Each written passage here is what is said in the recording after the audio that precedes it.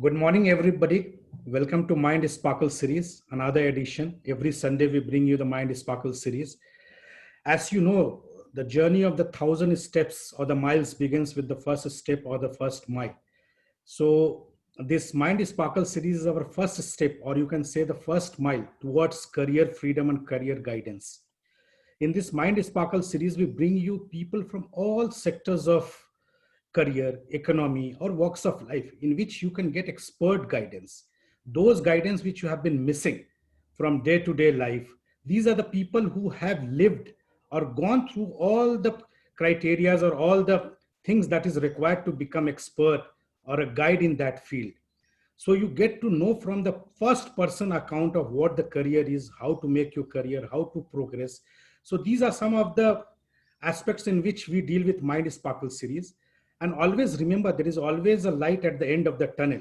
I remember in 2008, when the financial sector was down in the US and global recession was there all over the world, there were a lot of negative talks. But when the market picked up, by the time it picked up, most of us were unaware and we were not prepared. So the best thing to do during those dark times, or when you feel that you are down and out and everybody is dull, you should prepare for the battle next ahead. So the best thing is to prepare during this pandemic, what career you want to do, where you want to go, how you want to shape yourself. So these are the times in which you should prepare yourself, and nothing better to do than to learn from the experts. Keeping with this tradition, today we have Dr. Pinaki Nandan Patnaik. He is one of the experts in the field of management education in India. Let me tell you, Dr. Pinaki started his career from 2005 in Canada. He taught there, studied there, and with lots of experience, after 2 years, he came to India to serve the country and to guide our students in the field of management.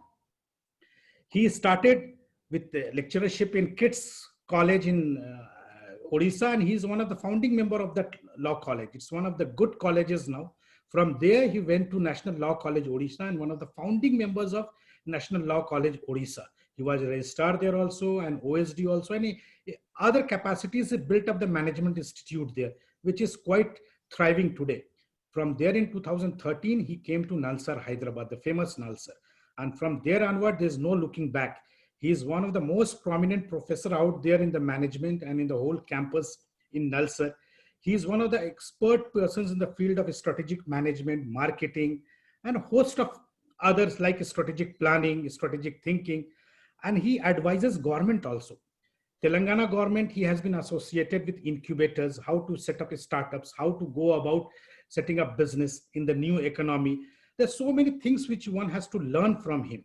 He is an expert in the field of career guidance also. Since he is setting up startups and giving directions to the young management graduates, he can also as well give excellent guidance to those who want to enter the management field and those who wants to push up the career, whether they are in the job or whether they are not in the job. So he has a multifaceted personality in the field of management. So today we are lucky, extremely lucky, let me tell you, to have Dr. Patnaik. Please ask him questions which you feel is relevant to your knowledge. And I request you to ask questions which are relevant to your career, not very theoretical question like what is strategic management. These won't help you, because anyway, Dr. Patnaik can give you a very lengthy idea about strategic management or what is marketing, but better to ask him how to succeed as a non-management graduate, how to open up an incubator.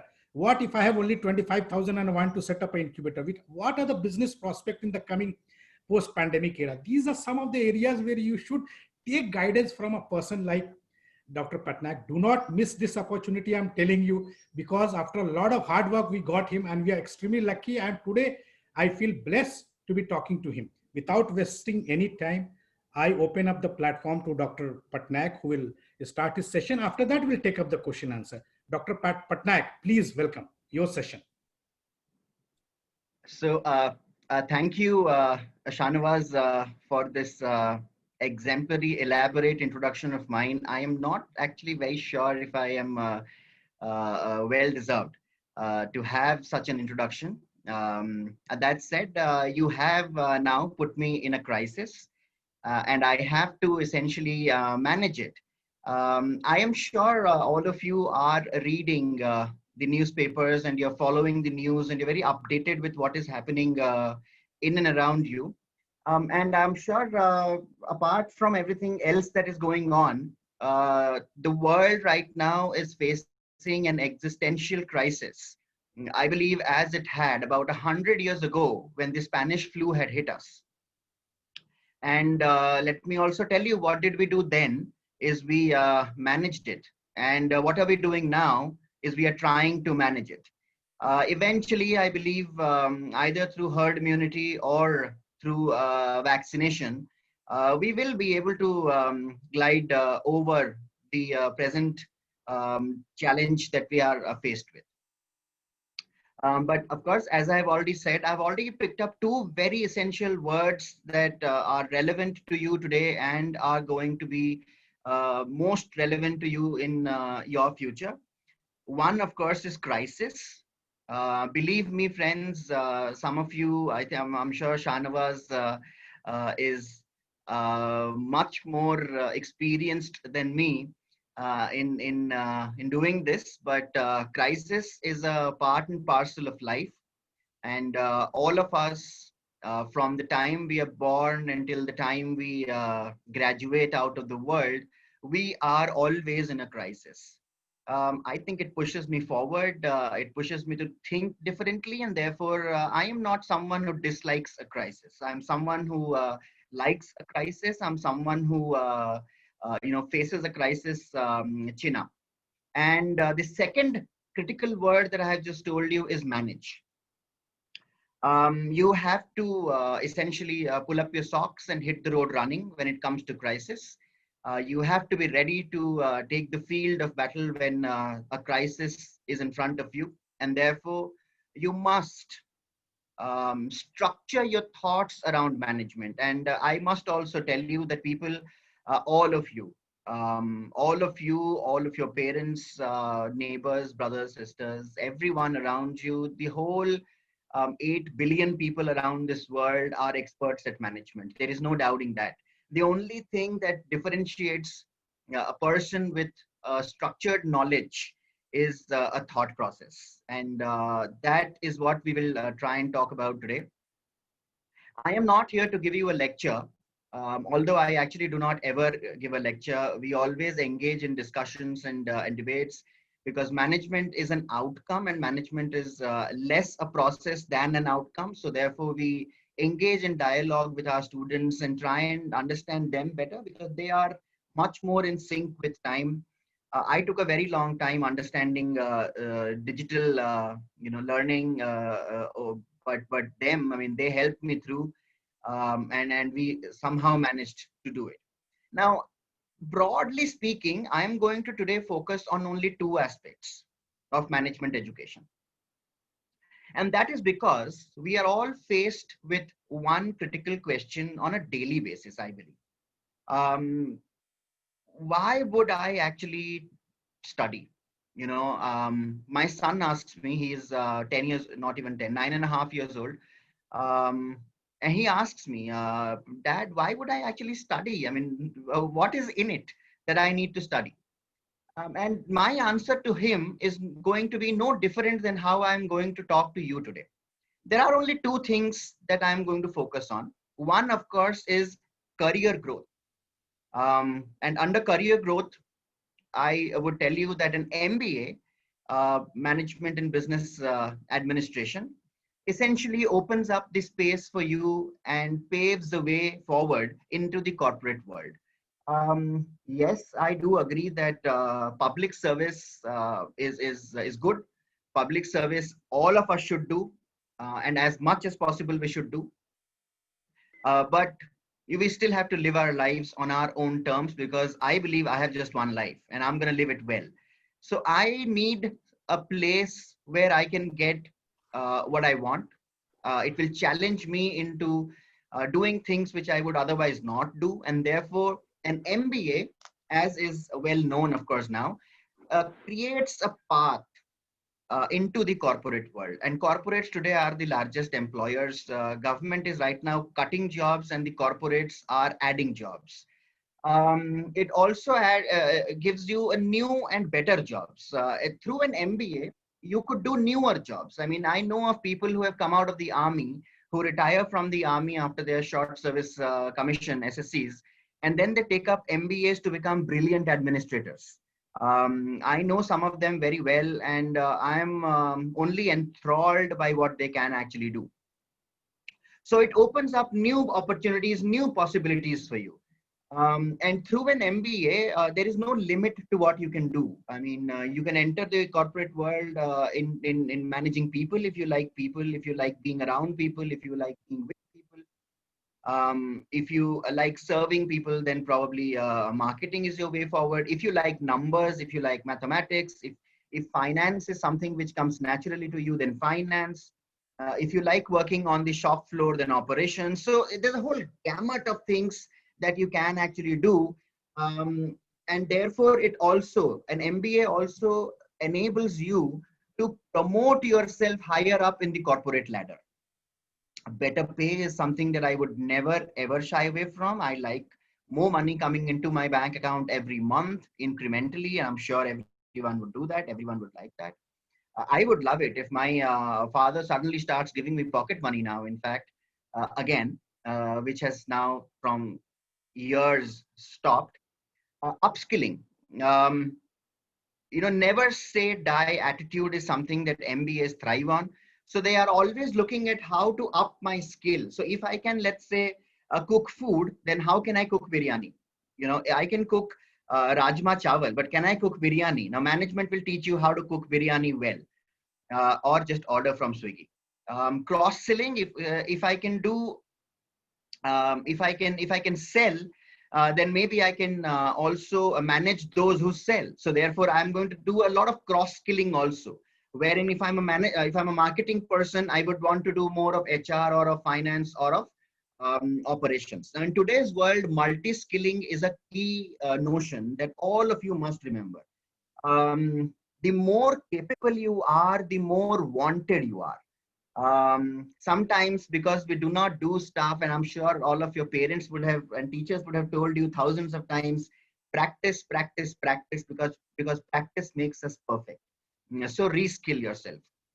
Keep doing the same thing again and again and again, and the experience curve that you will get will start coming down, which means that lesser amount of time you can do more amount of work if you keep doing the same thing. Those are the broad areas of career growth that an MBA gives you. And I believe these are, some things that we all thrive for, that we all want for ourselves and for those who we love. At that point in time, I don't know if I can seek a permission from Shahnawaz here. Shahnawaz, can I also sip my coffee in between if you don't mind? Absolutely, Professor. Please go ahead. I want you in a good mood and a right Thank frame you. of. You Thank can you very very much. well go ahead. So so coffee keeps me awake and keeps me working all the time. I do not want to waste any one more minute of my life in not doing something rather than doing something. So coffee keeps me doing something. Personal growth again, yes, it's very important that we believe in ourselves, and the mirror shows me the image that I want to see. So MBA gives you an opportunity to network, to talk to people, to get to know them, to let them get to know you, and then maybe in the future sometime something will happen. Um, and then of course an MBA gives you confidence. I mean, the amount of work that they make you do at MBA level, like my students do assignments left, right, and center. Every Sunday morning they get an assignment for submission on Tuesday morning. And it's a group submission wherein, as you all know, today you are all connected through the web. So you can't meet people, and then you have to engage with them online and then make a cohesive presentation. So that's very, very critical. And these kind of challenges that you are put through makes you very confident of your abilities and your skills. Critical thinking, can you see through? The most obvious everyone can do. So one of the things that I keep saying, can keep telling all my students is, I never want to do the easy thing, because that everyone can do. Make me do something which is very difficult, because that maybe only I can do, or a very few can. So therefore, I will be much higher placed in terms of my own order as to what my abilities and capabilities are. Differentiation, it makes me different from the rest. Yes, I do believe that we are all one world, one people, but even among one people, biologically we are all different, genetically we are all different, and therefore it makes no point in not being different. So I believe in being different, and I want to be standing out in a crowd all the time. um, then of course it also does give me a very global picture, because the things that I discuss in class or are discussed during case studies in an MBA are extremely global in perspective. How customers react to certain things, how people from different, how culture impacts business, and so on and so forth, provides you with a perspective which is very global in nature. Now, you must all understand that today you might be sitting here in India, and you might like home or food cooked by mom, but that doesn't let you not deal with customers who are sitting down in the US and who are very irate. That's how our KPOs work. That's how the IT enabled services work in our country. The largest employer in this country today is the ITES industry. And that's how we are working. I recall when I was in Canada or in Europe for that matter, people used to joke to us that, if their computer doesn't work and they make a customer care call, the call is answered by someone like me. And I always tell them, dude, you know what? If I do not pick that call up, well, you are done. So thank me rather than laughing on me that I pick your call and you hear an accent which is not alike what you speak. So it's very global, and slowly today people are picking up that we are as critical and as important as being mentioned in the American elections today. So we are very, very important. There is no doubting the fact. You must also know another fact, that if Indian companies stop mass producing pharmaceutical drugs, the vaccine that Russia or Britain is talking about, it will be very, very limited in its approach. Now, there is a talk about, I don't know if I'm allowed to digress a little bit, but just one line and I'll again come back to where I am. Um, there is a lot of talk about vaccine nationalization. Now, what that basically means is if it's a British company making a vaccine, the Covaxin, is primarily not limited to Britain, because the company AstraZeneca, which is making it, wants to manufacture it in such quantum that it can serve the whole wide world and make more money. So therefore, the company, to sustain, wants to basically go ahead and touch and reach as many as possible. It also gives you an entrepreneurial mindset, because you today will know how the different functionalities of management work, and that will make you a better entrepreneur. The world moves forward because of entrepreneurs. The Facebook, the Google that you are using today and has become your lifeblood are all based out of one mindset in one person's head. And that is essentially an entrepreneurial mindset. I have already spoken to you about crisis management. Crisis is a part and parcel of life, and we all must learn to manage it and keep it under control. We should never actually aim to take crisis out of our life, because then there'll be nothing to look forward to. It also makes our thought process very structured. Today, and I will come across to the questions as well. My very dear friend and philosopher and guide in its true sense is here and is already hinting me, pushing me towards talking about how to decide on an institute or university, and I will tell you that. But very quickly, the COVID impact, business in general has already taken a very deep beating. It's beaten black and blue. Production in major companies like the automotive industry is down significantly. Layoffs have become the norm. Market demand is almost gone. I mean, there's hardly any market demand for things which we don't need. And those are the most important things which keep the industry going. It's not just our necessities, but our aspirations, which keeps the market going. Consumer sentiment is down significantly, because we don't know tomorrow we will have a job or not. So in the major functions, economic functions of income is equal to consumption plus investment plus saving. We are today more interested in saving. not even in investment because the stock market is very volatile right now. And of course, our consumption has come down significantly. If I feel the urge to eat biryani, I will not order it. I will make an attempt to make it, but I'm sure I can't make it. So I'm just going to drive down to Afroz Bhai's place there and eat biryani.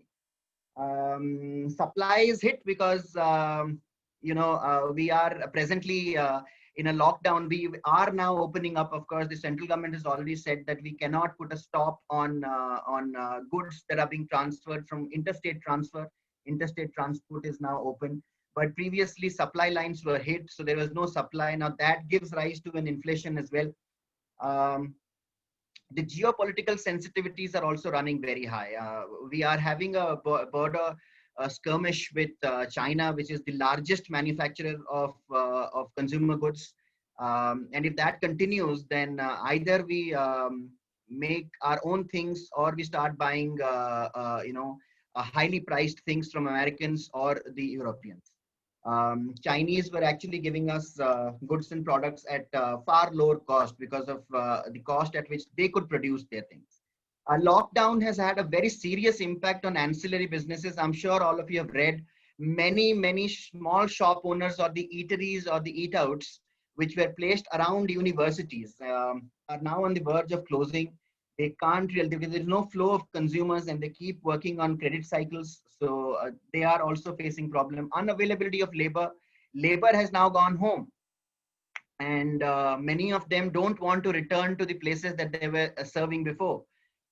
Major industrial places like Bangalore, Pune, Bombay, Delhi, Hyderabad are all made because of the unseen a sweat that flows from our laborers, from our brothers and sisters who work on the ground, but are never celebrated.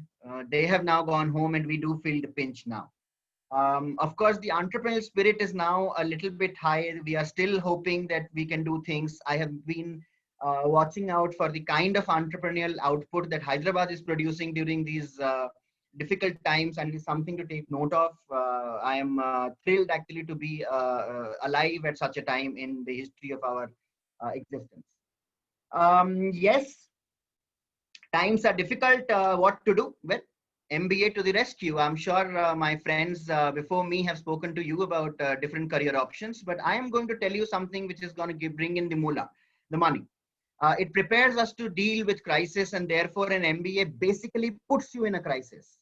MBA education is about high stress, high output kind of a situation where you are always pushed into a crisis, and we are looking at how well you manage the crisis, and even within that crisis, how do you come out successful with a positive outcome. Businesses have not closed down yet. Some of them have just pivoted, which means what they have done now is with their production possibility, they are now producing something else, and they have not closed down. So I'm also very happy to tell you that Mahindra Electric will now be supplying major electric component parts to Europe and America. So see, Mahindra is an Indian company and will now be supplying to Europe and American companies electric parts for electric cars or electric mobility. We have done a lot of calibration and recalibration of resources. Our lights are off, we don't need them. Computer doesn't require that much amount of energy. Cars are not there on the road. Yamuna today is flowing clean. It is looking blue again. So our resources have been recalibrated, and maybe those are the kind of things that we require for a future which is better and brighter for us. Understanding and responding to consumers again is very, very important. And why is MBA so important is this, that it teaches you what consumers want, and we understand the consumer better so that we can produce something which they want. During these times, it's very, very critical that you first understand what they want. So if they want masks, Louis Philippe, a premium clothing brand today makes face masks, So they are listening to the customer very closely. It's not that my style is gone. I am still very brand loyal. I want to buy products from Louis Philippe, but just that I don't want dress shirts anymore. So what do I want? I want a face mask with a logo of Louis Philippe. And those are the kind of things that we need. Scientific decision making is very critical today. How do you back your decision with sound logic, which is backed probably by data? Higher the use of data, the more authentic the decision seems, and therefore it is much more valid. We are very people centric, and MBA is very people centric. It always puts people in the middle of the decision, be it customers or be it employees, on both sides. You need to plan your finances far better than how we were earlier. We want to achieve better results by using lesser resources. So again, it teaches you how to optimize what you have. And all of these are very critical in our existence, and therefore these are all why you should do an MBA. MBAs seek challenges and not concessions. We don't want concessions. We want a challenge. Throw me a challenge, and I'm gonna come out of it, with a stick in hand. But I'm not gonna seek a concession and say, well, you know what, that's too hard for me. Let me just think it over for the night. Well, the night is over, the business is done. So those are the kind of things that you need to be careful for. Why is it the best fit for you in a post-pandemic era? You should pursue an MBA because you need to be open-minded. Don't close your mind to possibilities. Open your mind, and you will see that it's quantum in nature, man. Possibilities are quantum in nature. Everything is possible as long as you can do something. Because we are pushed to the wall already, and we are sort of ready to be pushed to the wall. I mean, I don't like staying indoors at all. I'm a very people's person. I like coming to class. I like spending time with my students. But today, I can't do that. And because I was pushed to the wall, I fought back with technology. I now use technology to the core. We do everything that we were doing earlier in class, where it was very physical in nature, today online, digitally. Nothing has changed. And thanks to my students, me, the institution, my friends who taught me a lot, and so on and so forth. So I'm ready and willing to learn to counter the challenge. Because we are all willing to explore and express ourselves. MBA is again the best fit. In a tough world, things are going to be very difficult. Which job can you get today with experienced people out of jobs? They are now trying for entry-level jobs, which earlier they did not bother about. So now there is more competition for entry-level jobs than before, than in the last 100 years. We are all creative people. Anything that you do is creative. If I can't paint well, if I can't paint like Picasso, I'm just going to call it modern art. Problem solving, and I'm very innovative. So you're all innovative in doing things. If you can't cook food, order it. So you're very innovative. Management again believes in the philosophy of there is no wrong answer. You can just, your answer is just different, and therefore it might just be better. So don't shy away from answering a question in life, because your answer could just be the right thing which others missed. You're all dreamers and you're all doers. You dream and you do. I mean, I dreamt about my country when I was abroad, and I tried different things. I got a tattoo done of my country's flag on my hand. I tried a lot of things. I tried calling home randomly. I kept watching NDTV. I downloaded all kinds of things, but then at the end of it, I just had to come home. So dreamer, because I kept on dreaming, I was possible to do it. Adaptability and flexibility are going to be the two new norms of our survival. How adaptable we are and how flexible we are. And MBA, nothing like MBA teaches you to be adaptable and flexible in life. You're very mobile. Make sure that your mobility is not hampered. Today, mobility is digital, but eventually when it opens up, I hear a lot of people who are from towns like Hyderabad unwilling to go outside because they say, well, culture is different. They don't eat our food. They don't know that I'm from Hyderabad. They just say everyone in the north say that this is down south. This is not down south. We are very different than Andhra. Andhra is different from Tamil Nadu and so on and so forth. So be mobile. Don't restrict yourself. And with those words, I will now, if I am permitted by Shahnawaz, then take the first question from one of my most dearest friends, Afroz, who is asking me, what should we keep in mind while deciding an institute or university to pursue MBA. Shanawaz, can I take that question now? Yeah, of course, go ahead. That's why he has written, and I have also told Okay. him. All right, all right. So as always, Afroz has pushed me in the right direction. He was instrumental in me getting married to my wife, who I am married to. And again, he's now pushed me into the right direction by nudging me, by asking. So I think a few things that people you must keep in mind when you're choosing an institute or university is how innovative is the course. Is it designed for tomorrow or not? In your opinion, is the course designed for tomorrow? How old is the institution? How deep are the alumni in the industry and on the other side connected with the institute? What kind of faculty do they have? And by meaning, I don't want to ask you whether the faculty are doing high-end research or not. That is immaterial to you. But when you talk about faculty, look at the kind of projects that they are doing. Because if they're doing projects, which means if they are consulting with the companies, if they're doing projects of the government, then they are very in tune with the current occurrences. And you will know by seeing that whether they can think ahead, whether they have a structured mind, because otherwise you will not get consulting projects. These are very difficult to get. And those are critical. Look at how many different kind of specializations are they offering. Is there any specialization which you actually like? How well is that specialization taught?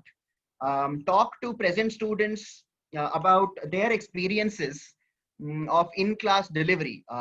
What kind of other activities do they do? So it's a whole gamut of things which goes into you deciding the right institute. In my suggestion, go as deep as possible. Do your research very, very, very well. It's a lot of money that you will be investing on yourself. Before anything and before even thinking about which place to choose, first ask yourself, are you willing to give yourself those 2 years? Not to your parents, not to your father, mother. It's not their dream that you should fulfill. It should be your dream. Do you dream about being in a corporate setup at a level which you want to see yourself as? If you are dying to be in that position, if you can't think about anything else, it's your time to do an MBA now. Afroz, did that answer your question? I think I took a lot of time in answering that question, but truth seeks time. Yeah, it was fine. I think it's quite relevant. One of the things that I liked about your lecture till now is the fact that do not waste a moment's time. This is one life and you should get it what you want. You do not go for others' dream, you pursue your own dreams. Whatever is your dream, please pursue it. Do not keep it for tomorrow. If the chance is today to do it, please do it. So that's a wonderful way of saying things. And I feel Afroz is also there. Afroz, come on, if you are satisfied with the questions which Professor Saba answered, you can very well add a dimension to it, or you can give a supplementary to it. Professor Afroz. Shanawaz, can I just, before Afroz jumps in, can I just add one line? Yeah, of course, Professor Saba, please. Okay. So please, anyone who's listening in, this is my mantra for my life. So I don't know if this will ring any right tunes or ring the bells, but please note this down if you want to. Dreamers are doers and doers are dreamers. I dream because I do. Yeah, may I pitch in? This is thank you, Professor Pinaki. It was a wonderful discussion, and I really liked it. Why just one point is to know, because it may benefit the students more, that what are the do's and don'ts for an MBA graduates while going for an interview for a corporate job? So, yeah. So that, I think a couple of things that I must say is build your CV. Make a good CV first, which represents you. Don't go to specialists who can write a CV for you, because they will write things which you are not. In interviews, these HR guys are trained. So I will tell you what an interview is first, and I think some of you might just be shocked. An interview is not a selection process. An interview is an elimination process. If I can eliminate everyone else, my result will be the one who I want to take. If I can't eliminate you with all my ability, you are the one that I'm going to end up with. So that is about an interview. Your CV must be very well designed. Do a lot of things during your MBA. Participate in events, be it cultural, be it academic, be it co-curricular, be it curricular. Participate in a lot of events, and always remember what you do. If you do it personally, then you will remember them. Do difficult projects, your summer internship, your class projects. Some of these class projects are very challenging. So if you do it personally and if you do it well, then you will remember those kind of things. Now, what also happens, Afroz bhai, during a lot of times is people don't bother much about writing what they have done in class projects. I recall one of the class projects that you had given when you were at NLUO was to do Nukkad Nataks. And I think if I remember correctly, then the one Nukkad Natak that I remember vividly in my mind is it was pouring down in the campus. It was pouring down in Cuttack, cats and dogs. But the students were so well prepared that they took the stage, which was in the middle, in the open air inside the hostel. In blazing rain, in rain pouring down, they did their Nukkad Natak. Unfortunately, I remember it, but they might not have, they might have forgotten to say that in their interview or write it in their CV. That is a loss. You have to capture everything that makes you different. A CV is about showing people how you're different. When you're walking down to an interview, try and make sure that the interviewer is asking you questions in which you are comfortable. And therefore, how do you do it? By showing expertise, by telling them things that they would not have thought of when they talk to you or they ask you a question. I can tell you what happened is when I was being interviewed here at Nalsar, one of the professors asked me and said, you know, when I was younger, I had very long hair and I used to carry a comb in my pocket because I loved combing my hair. Today, I have no hair, but the comb is still there in my pocket, and I love it. I just don't know how to use it.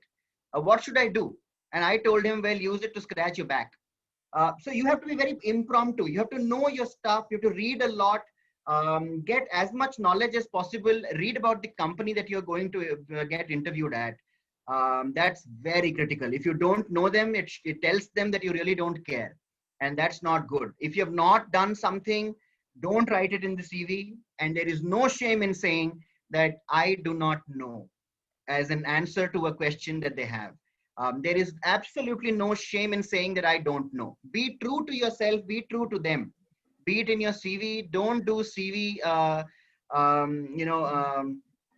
upgradations here and there. They will catch you. The people are very smart now. So it's a wonderful listening this from you, Professor Pinaki, and over to Shanawaz Qasim Saab. He may have lots of questions for you. Yeah, it was quite nice to hear that. Be original, be what you are, and if you are different, show them that you are different. If something in you is different and which they require, you will be the one they will be selecting. Yep. Most of the time always wants to be in the herd. They want to be like everyone, thinking that they will be laughed at. But sometime in the process of selection, people search for different things. You may be unique. Uniqueness is something which people like nowadays. People with vision, they like unique things. Nothing is right or wrong, as you said. There is no right answer. There is no wrong answer. It's all the perspective what they are searching for. Sometime in an automotive industry, the selection process will be different for the same person from an IT selection process. It's not right or wrong. So I'm very much enamored by what Afroz Professor and Professor Patnaik said. Continuing with this question with both of you, if Afroz can also supplement that, what about a person who doesn't have money, who doesn't want to invest in time and money to do an MBA of 2 years, but still wants to gather all the knowledge of the MBA and put it in his startup while he is doing? What are the things he should do, and what are those massive online courses which you would ask them to do so that they become the same what the MBAs teach them in the college? Professor Patnaik first, please. The first thing that I would do is to tell them that hire people who have the experience and the knowledge. at times we feel that we know the market, but you really don't know the market. Knowing the market is extremely difficult. So having the pulse of, that's what we say in the class, having the pulse of the market, having a sense of how the market moves, being able to interpret the market changes and to be able to predict what kind of changes might happen tomorrow. The market is a very volatile place. What we call them is VUCA, V-U-C-K, V for V-U-C-A. VUCA is volatile, U is uncertain, C is complex, and A is ambiguous. And therefore, the market is an extremely dynamic thing. It's almost organic. It just changes by itself. I was actually very surprised to read one small little thing yesterday, that there was a python, Burmese python, kept in captivity in Florida for about 8 years. And 2 days back, when the zookeeper went to see the python, guess what he saw? Eggs. So the python motivated and organically changed itself so much that it became a female from a male and laid eggs even without the due course that Mother Nature subscribes. That's the kind of change that the market can go through. So it's not very easy. I would say that in terms of online courses, look at entrepreneurial courses, look at newer courses like design thinking, look at lean business model canvas by Eric Rice, design thinking, and take some courses on understanding the market, product development, product knowledge, how to pivot, when to pivot, how to bring in resources, how to make an investment pitch, how to make an elevator pitch, how to make a slide deck, the right slide deck where information can be given broadly, but in a very crisp manner. All of those are very important to succeed in today's market. That said, I can't tell you if you will not succeed if you do not have any of those skills. The market is very volatile. If they just like you for who you are, then, well, who knows? You might just be very successful. So there are courses online. Look at them, look at the content, look at what you want, understand finances well, understand marketing well, HR well, have a good team of people, be a good team worker, good team of people, experienced people who understand, have a good mentor, ask a lot of questions. Afroz, Professor Afroz, can you supplement, or you can go further into certain aspects of the questions further for the benefit of the audience?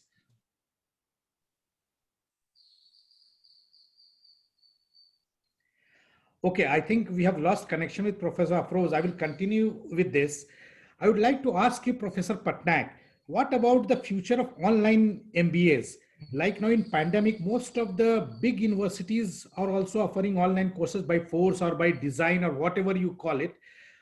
Would the market recognize or give the same relevance to these online courses, say from big universities, even LSE, London School of Economics, Harvard, they're all offering some short courses online.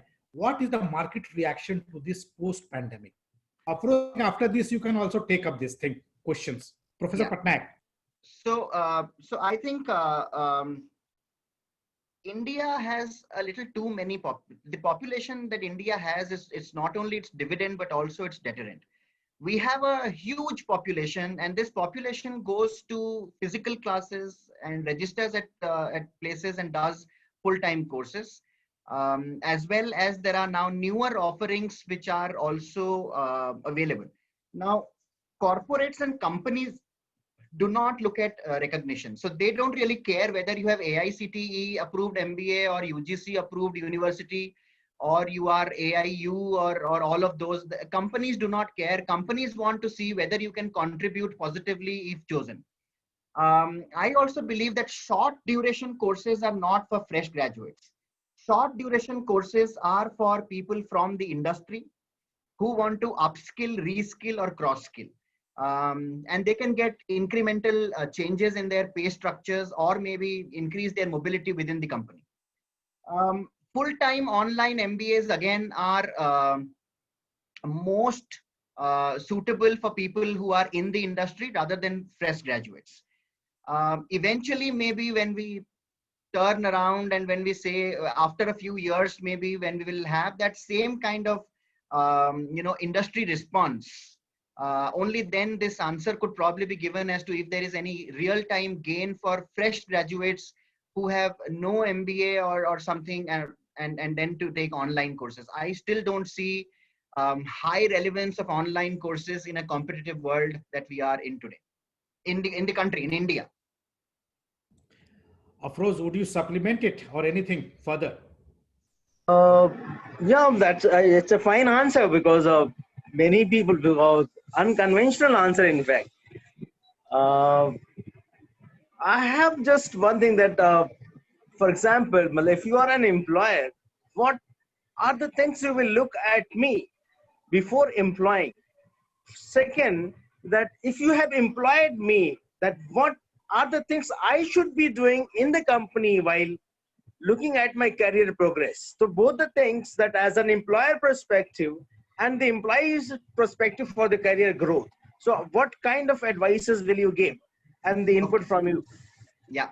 So a company basically looks at a lot of things before they recruit, because it's a very arduous process, which is one, it costs a lot of money.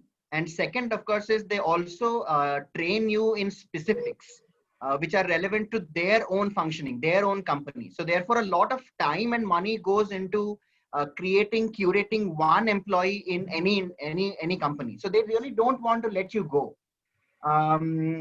On the part of employees, what really happens is, once you see the structure and the functioning of the company, you can create your own mobility. Let's say, for an instance, I am somebody in the function of HR, human resource management, and I understand that I like talking to people, but if I don't multi-skill myself, then I will not be able to stay longer in this company because it's not challenging me enough. Then I would rather take up some courses in marketing, which is the first layer of movement. So you must know your layers of movement as well. From HR, if you want to go to finance, it's not going to work because in the finance department, there'll be chartered accountants and you're not a chartered accountant. So you will not be accepted there. Whereas in the field, you might be much more easily accepted, and therefore that is good mobility in the inside the company. The other thing that is also required on the with regards to employees is that they should also be very fluid. The Japanese do this a lot. In India, it's not practiced much because when we became independent, and even before that, we had the union system.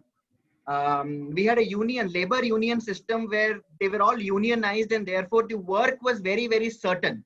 You can only do one kind of work. You can't do others because there is a union, and the union restricts mobility.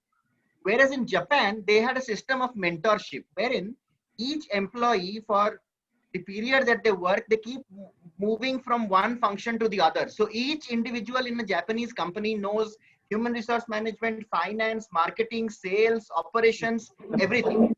Now, what that also does is, even when the company is facing a crisis, you might actually be the last person to be asked to leave or laid off because you know everything and you are competitive enough over somebody who doesn't know everything. So you can create a lot of differentiation and skill gaps among yourself as well.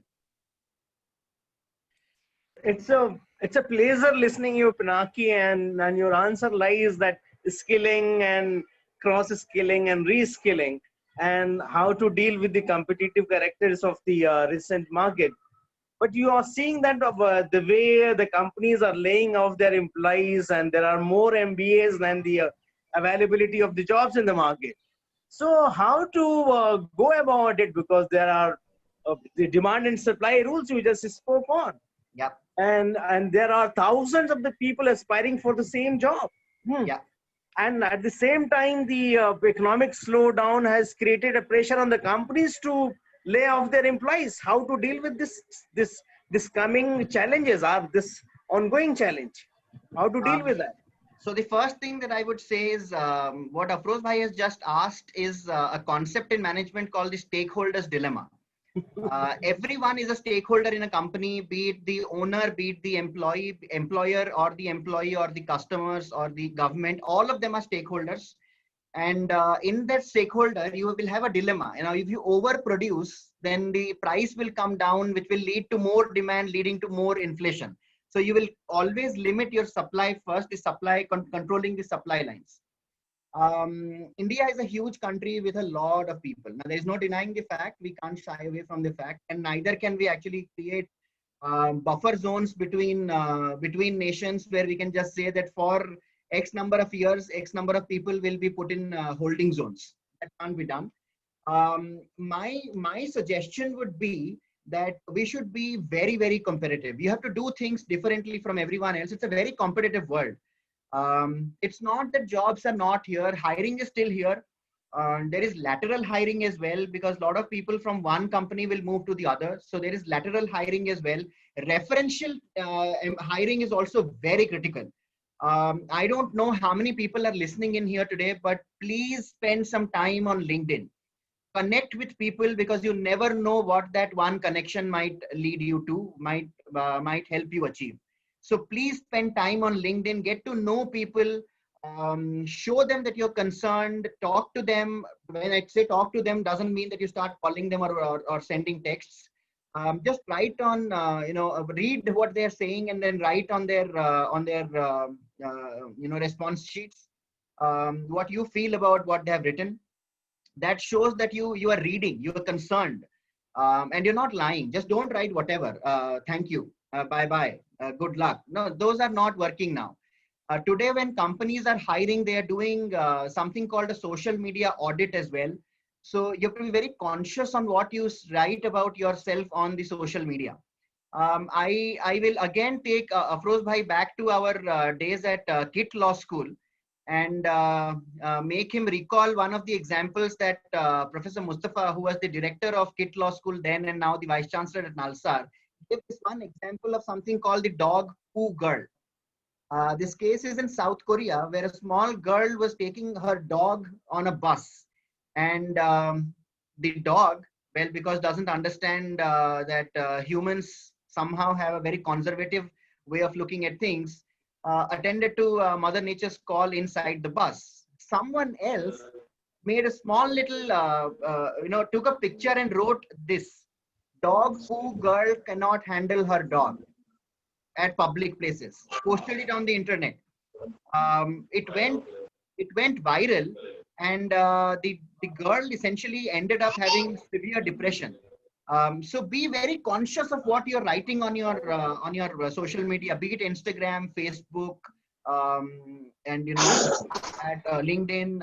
I don't know what else is there in social media, but be very careful. Companies are doing an audit. HR managers know what you're doing. So start from a very younger age. First of all, don't start young on social media. Please, people, only mature people should be on social media, so that they know what they want to achieve in life. And that's my answer to you, Afroz. I think it's very competitive. Be different, and it should not be a problem. Undoubtedly, because it's a wonderful suggestions. In fact, for the new generations, they have to keep pace with social media, connect with the people in the true sense of the term, instead of going left and right and answering this and that way. One should be serious enough, and one should give the impression that they are interested. Yep. So and that is why it's all about networking. Network is not artificial. No. It may look artificial, but it has a natural roots. Yeah. Bhai, just one line here, because you said that your true net worth is your network. Yeah, right. So over to Shanwaz Saab. Yeah, I was listening to both of you, and it's quite invigorating. In fact, I like the idea that it's very difficult to push out an all-rounder, as in the Japanese company. Even in cricket, first the batsman goes pushed out, or the bowlers, the specialist. But when it comes to player like Kapil Dev or Dhoni, who are all-rounders, who can bat also, do wicket keeping, do captaincy, it's very difficult to push them out. So be the all-rounder, learn everything. That's what the message is.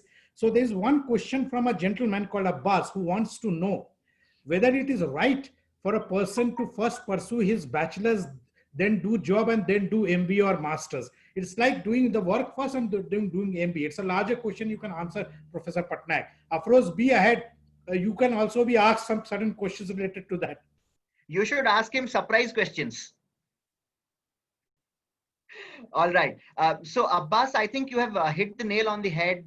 Throughout the globe, apart from, I think, India and the subcontinent, it's always preferred that you do a couple of years of work after your bachelor, so that you also, you understand your calling, you hear it in your mind. Which area of study do you like more? Maybe social work than company work. And therefore, I think I agree with you that you should actually do, in my suggestion, you should always work for a couple of years after your bachelor's, see where your true calling is, see where your interest lies, and then pursue your master's, be it in social work, be it in political science, be it in law, be it in management, be it in technology, wherever it is. Now, in India, it's very difficult to actually do that. However, that said, majority of the IIMs and of course ISB does things that does it like that. You have to have work experience at a managerial level for 3 to 4 years. At ISB, there is just no way that you can enter as a fresher. It's just not possible. ISB is built like your Harvard, Kellogg's, and Wharton's MBA, and therefore you cannot enter the program, the MBA PGPX program, without having experience. Other B schools also should do it, but they don't do it because they need to survive, so they need students. Once you apply today, I think it is very difficult. If you made up your mind that you want to do an MBA in India, it is very difficult for you to actually not get a institute or university or college where you can do your MBA. It's very, very difficult. If you just want to do it, people will come chasing you. They will knock on your door. In fact, they might also do home tuitions as well. Yeah, fine. MBA home delivered. Yeah, just like Swiggy and Zomato, and so absolutely, everything will be home delivered. So continuing with that, both of you, to Professor Patnaik and Professor Afroz, you are an expert in incubation, incubator system, and starting a startup. I would like to know, for most of my audience, how to do a startup. What are the do's and don'ts, and whether capital is the only requirement, knowledge of that sector, theoretical is the only requirement, MBA is the only requirement, or it is more than that. How to start an entrepreneurial journey? It's to both of you. Afroz, you can supplement afterward or ask the connecting questions as well, because this is a question which I'd like to get an answer, because this is an area in which lots of jobs can be created. Rather than working for others, why not work for ourselves? That can be a motto for many of us. Professor Patnaik first. I think the first and the most critical thing here is to be able to identify an existing problem in our lives. When we say a problem, it's basically there is a need, but the need is not satisfied yet. I will give you one small example of a startup that I came across while I was visiting my brother. It's a very small little startup. I don't think they raised a lot of rounds of financing as well. So all of us are ordering so many things online. Amazon, Flipkart, I don't know, Myntra, Jabong, and so on and so forth. Now, in larger societies where there are both parents working and the kids going to school, when Amazons or Flipkarts come for delivery, who will they deliver it to? There is no person to receive the goods. So this small little startup in Bangalore, what they did is they became the last mile connector. They said, you know what? Give us the power, we will receive it on your behalf. So if there is a huge housing society, they set up one, the person receives the goods from Amazon, Flipkart, or whoever on your behalf, keeps it, stores it at their place. So when you come back in the evening, you pick it up from them, sign off, and take it to your home. So they created this last mile connectivity. This guy started off with an idea because they saw a real problem, a true problem.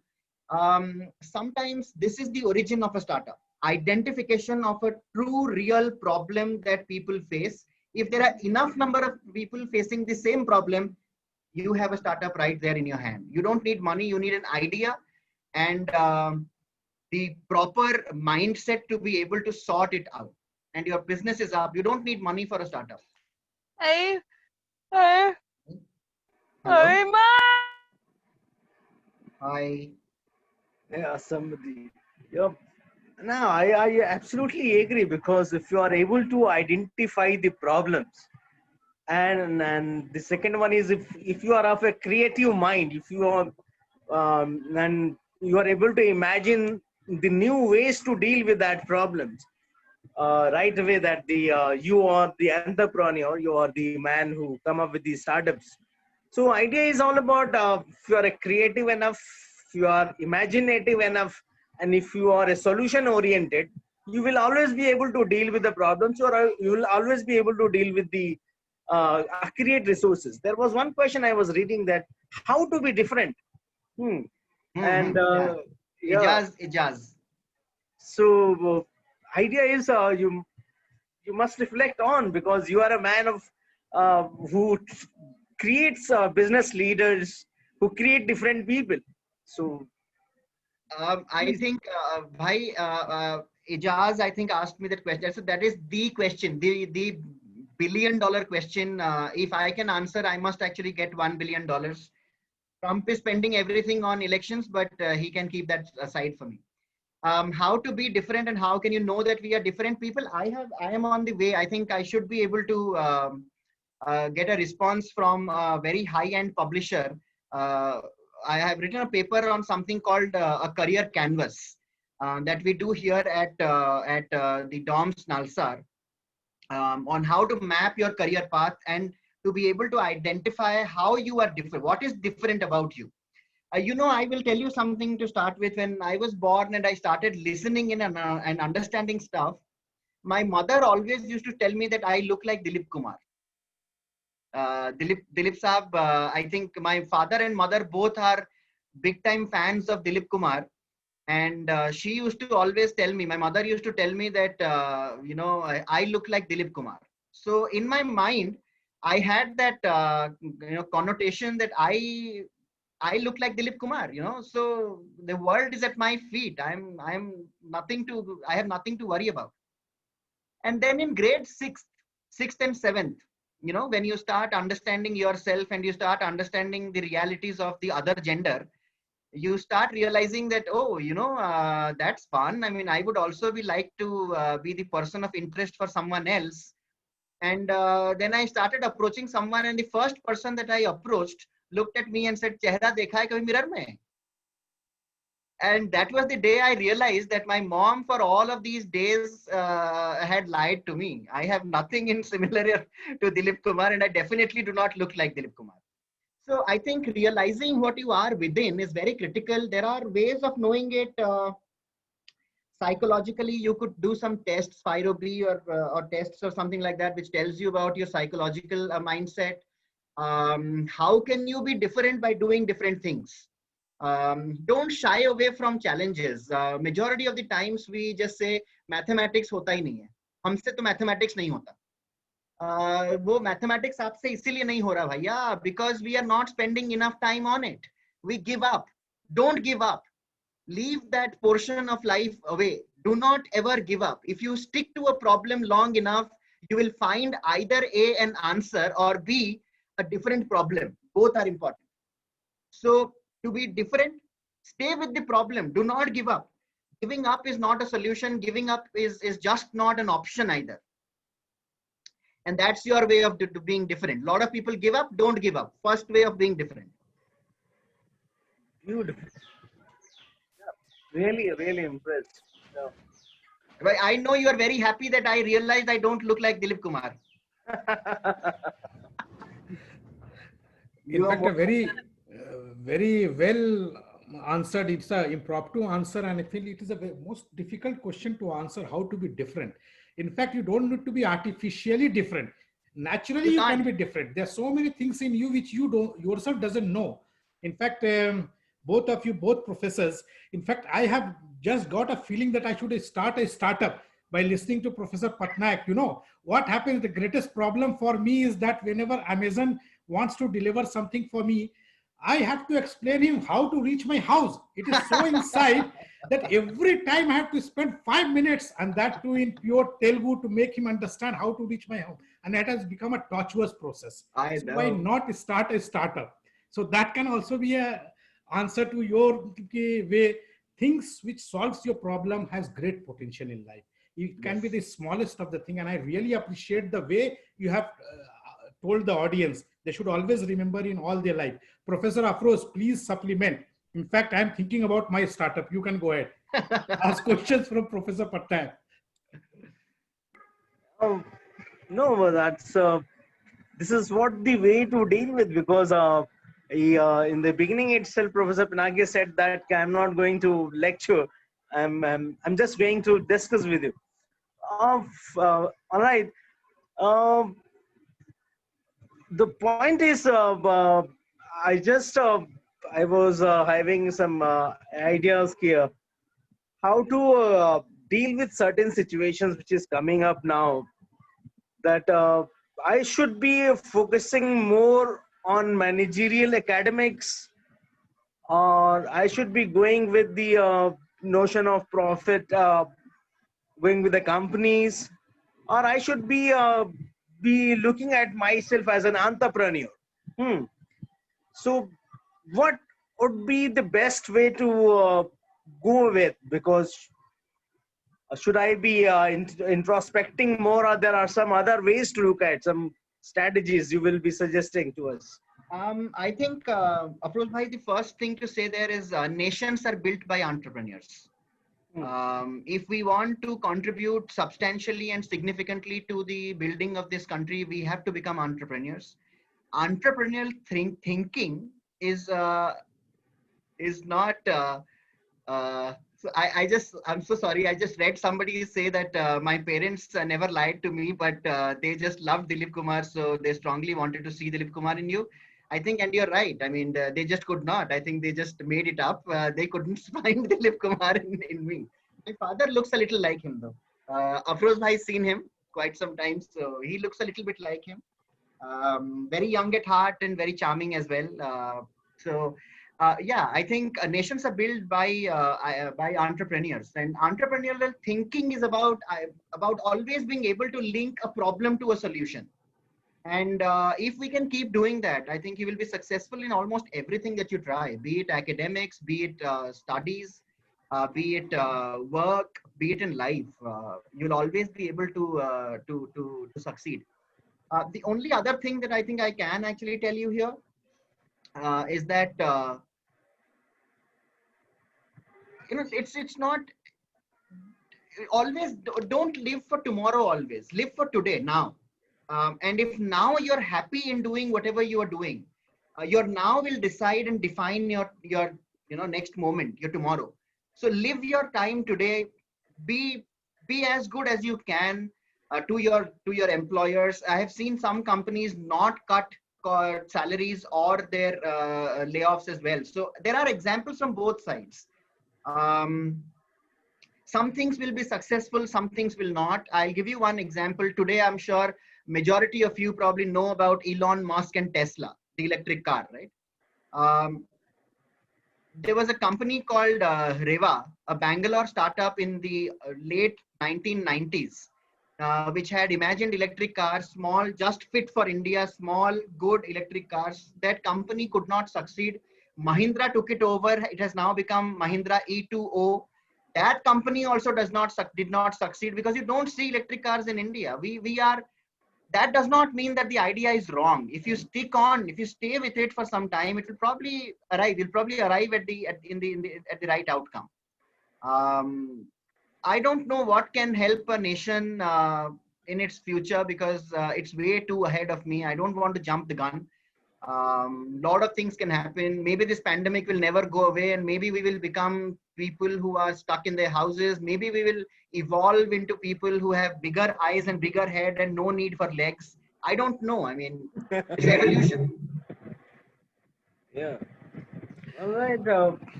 There are lots of managerial theories, Professor Pinaki, we discuss in the classroom while teaching to the students. What relevance do those theories serve to the student if everything is experiential? No. Everything is, see, that is the best thing about education, bhai. You see, through experience, you will achieve and arrive where you want to be, but it will take time. And the idea is to short circuit time. And by short circuiting time, I mean, if you can define the layout, if you can have structure in your mind, you don't really have to repeat the same mistakes and learn from your mistakes. The idea is twofold. One, of course, is learning from your hindsight, which means if you've committed a mistake earlier, then I don't expect you to commit it again and again and again and arrive at the same solution. So you'll do it better. And the second, of course, is your thought needs to be far more structured, because the mind captures almost everything that goes around you. It's just that it doesn't, short-term memory, long-term memory, and how memories are coded. It doesn't flare up, but you realize everything that happens around you. Education and theories are about short-circuiting the amount of time that someone who does not study will take to arrive at what you will arrive in 2 days, they will arrive in 20 days. So it's about time. That's really great. Yeah, in fact, Afroz, two things, and Professor Patnaik, sir, two things I just remembered. The closest I came to being Dilip Kumar is that I used to be called DK. Why? Because I used to take a lot of discussions during our preparation days in the late 90s, group discussions. So I was named Discussion Kumar. So that is the closest I came to DK. Dilip. Second thing, which scares me a lot about this pandemic, is that, like the python in Florida, we should not start laying eggs. In fact, that would be so much a mutation of the highest order. So that is very scary, human laying eggs. So we don't know what future will hold for us, but I am really impressed by one thing. Live in the moment. What you are giving message is that live for the moment. Do not think too much way beyond before what happens. Continuing with that, Google has recently come out with something electrifying that will change the higher course of education forever. 4 years course, they are compacting into 6 months of experiential learning, or whatever theoretical language you say, in project management, user experience, and data analytics. And they are going to say that they will hire those people, because America is suffering from job recession. No 4 years course. How do you see it impacting the MBA industry and other sectors, including of course lecturership also? First thing, Shanawaz, what has happened is Google is saying that for specific job roles, they would rather want to hire people who have been trained specifically on that particular code or language, and not depend on colleges which teach them all and sundry. I will give you one example. In the BA LLB 5-year course, or the BBA LLB 5-year course, students are introduced to courses. I will give you my example, in fact. So at NLUO, we had marketing management for BBA LLB students, when the law and the regulation is clear that they cannot advertise themselves. There is no need for marketing at all. And therefore, in the larger scheme of things, a law firm which is hiring somebody, or who wants to hire somebody, is not looking at their knowledge in marketing. They are looking at their knowledge in one specific area of law. If it is IPR, then IPR. If it is about a drafting of a patent application, that they want to see whether you can draft a patent application. That's the job. So they don't really need to see how well you did in your constitutional law and political science and marketing management. And that has no impact on their specific job requirements. So what Google is today doing is they are curating courses which are specific towards their own job requirement. So therefore, they don't need any college degree which encompasses, all and sundry. And that's going to be very different than what we are talking about today. Now, in management, it requires almost everything. Your sense of managing finances to managing people, because somebody asked me HR wants to settle us at low pay scale. How to convince them to pay more? Leave the job and go to someplace else where you are deserved. You get what you deserve. I don't think once the HR decides on how much to pay, they will not pay you anymore.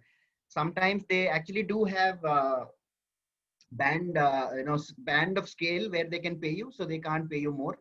But yeah, I believe that you deserve more. So maybe it's now time to leave them and go someplace else. But as I said, I mean, maybe the future lies in being more, microscopic in your approach towards academics, hyper specializations. Today we are talking about specializations. Maybe we need to follow what medicine does. You know, that's what doctors are today doing. They are getting hyper specialized, which means if somebody is a cardiologist, then the cardiologist looks at left side of the heart, and that's as far as they go. So if you have any problem in the left side, you go to that ex doctor who only looks at the left side of the heart and not the right side. Professor Afroz, you want to add certain things or you want to ask certain questions regarding what Professor Patnaik has answered? No, I think that the discussion is fair enough, almost complete. And I just would be asking Pinaki Saab that what are his suggestions for a newcomer in a just pointed manner? 1, 2, 3, 4, 5. I am a fresh MBA graduate, and what will you advise me Yeah. to meet the challenges of the market?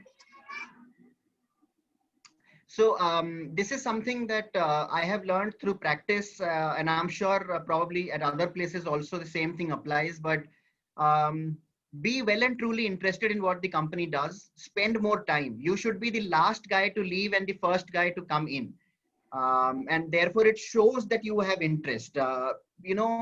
Show-offs will be caught very easily. The companies and the HR guys are very well trained to eliminate.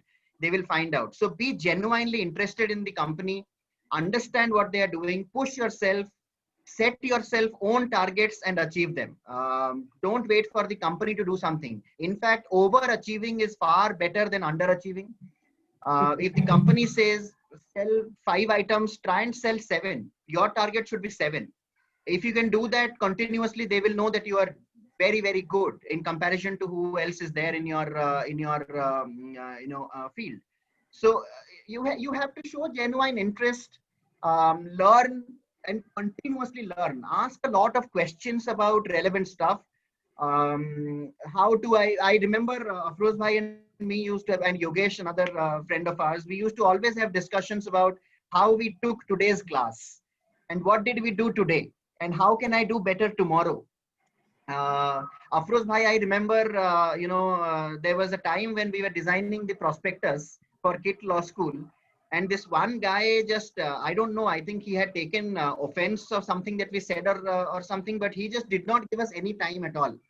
And he was just moving around here and there. I'm going to have tea, I'm coming back, I'm meeting someone, coming back, going there. After a little bit, I saw, I looked around and I could not find Afroz Bhai. And suddenly I saw Afroz Bhai sitting on the Apple computer working on Adobe, Photoshop. Just by standing behind him, he learned how to do Adobe Photoshop, the basics. So show that genuine interest, and it shows a lot about your commitment to the company and to yourself. That commitment has to be true and shown, and only then it works. Otherwise, as a newcomer, these are very important. Until unless you establish yourself as being somebody to reckon with in the industry, you have to keep learning. Learning is a seamless process. Learn everything and apply what works for the best results. Yeah, that's it's a very, very fair enough, and I think Shanwaz Saab will finally. In fact, I can tell you, Afroz, there are 2 qualities which I learned from Professor Patnaik, and I would like my audience also to imbibe those qualities. One is the minute observations he's having. See the 2-3 examples which he mentioned about the rainy day, the Nukkar Natak was going on, about your photo Adobe shop. This minute observations which Professor Patnaik is having, that says a lot about your vision and your being in the moment. He actually lives in the moment. So audience, first note that to be successful, you have to be very minutely observe your surroundings. Second thing is sharp memory. Professor Patnaik, I will congratulate you for having such a sharp memory. Thank you. In fact, it's quite unusual. You teach so many, you meet so many students, but observation and minute observation and memory is a winning combination. So this is one of the great takeaways from our discussion today. So I would open this question to both you and Afroz. And this is the last question I would ask, and it is from our side. Though there are so many people who are in the government service who are listening to all of us. So do not consider them as not a student. We are also a student. Though maybe we have a government servant, we are all students. What are the prospects of a government servant post-retirement or after he takes VRS or anything to come into a corporate sector? How should he shape up to enter into a dream corporate sector which is visualizing? What courses should he do? What attributes should he have? What are the qualities he should imbibe from now on? So like the army, they have a perfect route to coming up. A path is already laid down. But for many government servants, there is no perfect path. So what should they get to do so that corporate sectors takes them post-retirement or in between also for a good career? Professor Patnaik and then Professor Afroz. I think a couple of things, Shanawaz, that I think government employees bring to the table are very simple and strong. We are in a cohesive environment. It's like a beehive. So everybody interacts with everybody. The corporates interact with the government interacts with the population interacts with the corporates. And there is a way and a channel of working with and in the government. That is best done by somebody who has worked with and in the government as well.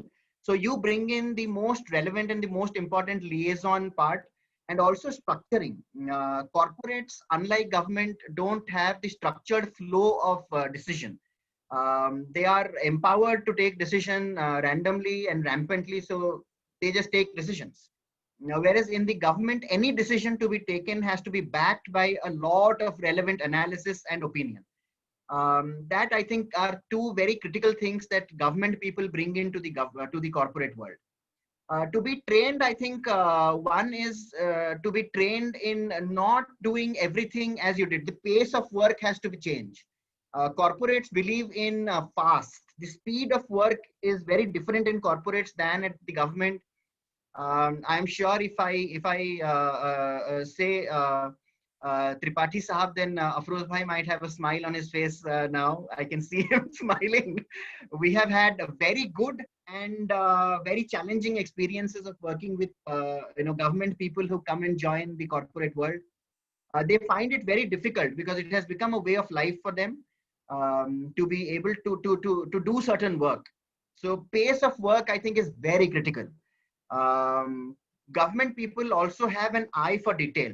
They always find out the smallest, the minutest detail which is there in the decision, and that is something that the corporates should learn from them. Of course, when you say government, I'm sure you're meaning a particular layer in the government, because not everybody would probably find a post-retirement work in the corporate world very alluring. But those are the couple of things that I have in mind. But otherwise, I'm open to anyone to work with, and I don't believe that anyone ever is a student. Everyone, every time in their life, is a co-learner. So we learn together. I learn from you, you learn from me, we learn from our ecosystem, our environment. So I think we are learners rather than students. See, yeah, because now my point is just to add something. If I want to switch to a private company, and if I'm imagining my life post-retirement, so imagine a life, because whether company is interested in me or not. So how to be relevant? So you have to be relevant throughout the course while being in the government service. So you have to keep working on your branding. You have to keep upskilling. You have to be relevant in the field you want to pursue your goal in future. And don't just go with the actual retirement. If you're retiring on 65 and if still you are seeking for a corporate sector job, then something odd. Be at peace after that.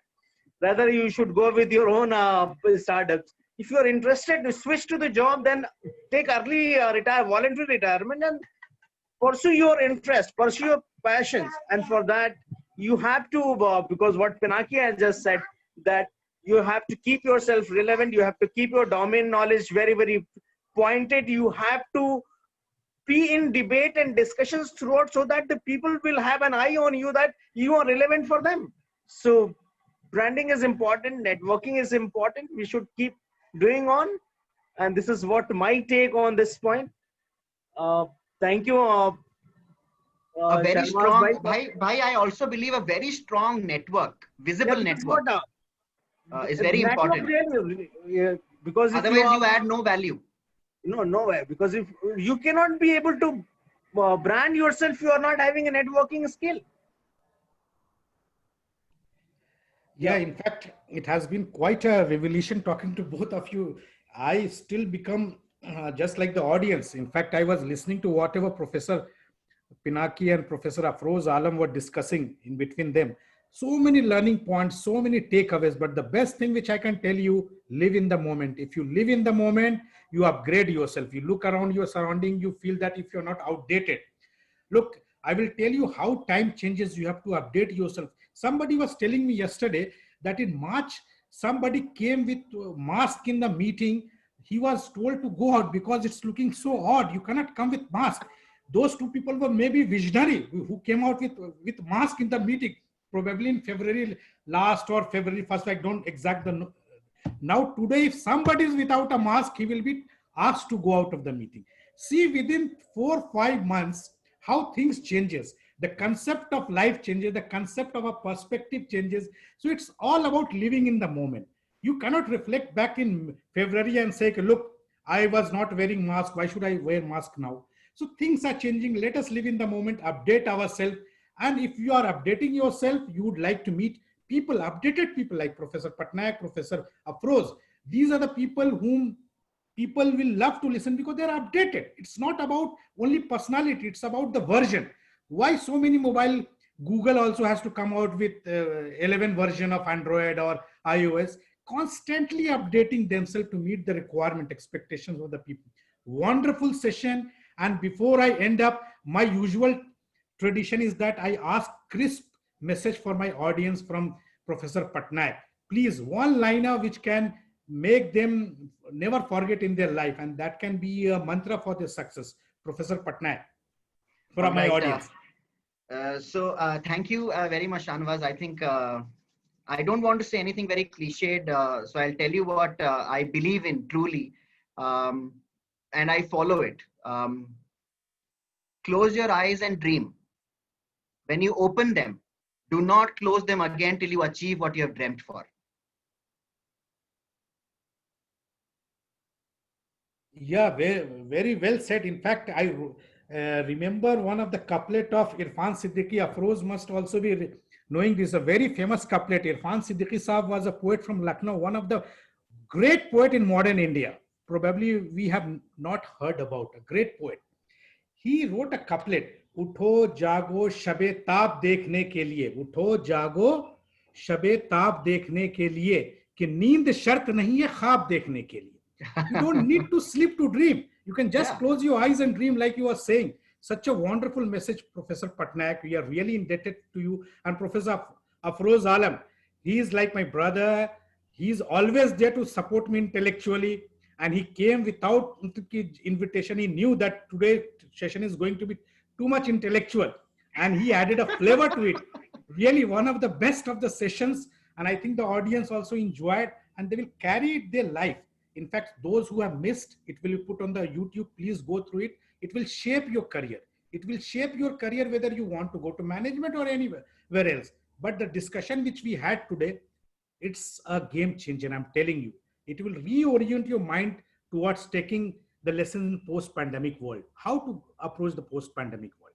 I really thank Professor Patnaik Saab. In fact, you like to be called Pinaki. I always forget that. Yeah, please.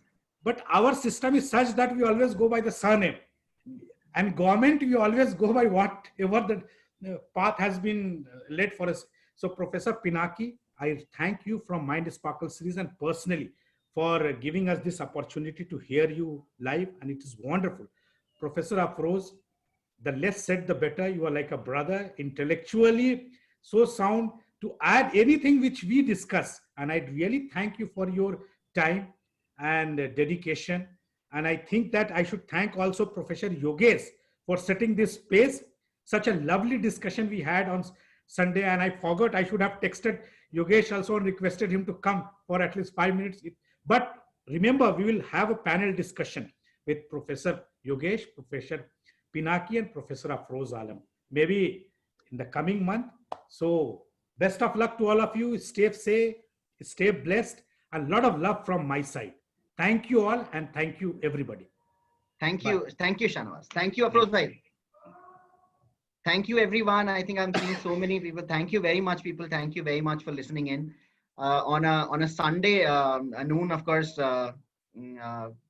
Thank you, thank you all. Thank you very much. Thank you all. I will now sign out. That was my time. I will talk to you again soon. Thank you. Thank you. Wonderful. Irfan and Nikki Couplets. Really great listening you, Pinaki, after a long time. I was looking for this opportunity. Thank you, bhai. Thank you. Thank you so much. Thank you so much, bhai. Chalo, I will log out now. Okay. Thank you. Thank you, bhai. Thank you. Thank you.